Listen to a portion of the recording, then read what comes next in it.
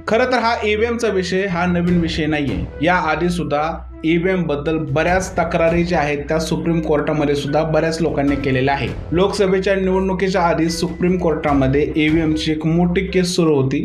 त्यामध्ये 26 एप्रिल 2024 ला सुप्रीम कोर्टाने निर्णय दिला होता.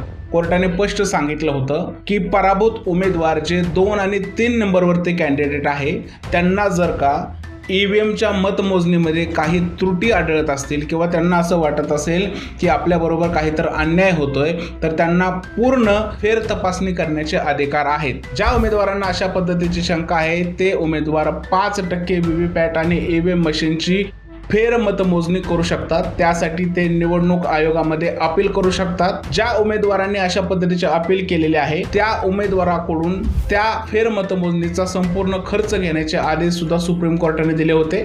सुप्रीम कोर्टाने स्पष्ट सांगितलं होतं ज्यावेळेस अशा पद्धतीची अपील केली जाईल त्यावेळेस ईव्हीएम बनवणारे इंजिनियर जे आहेत ते फेर मतमोजणी करतील.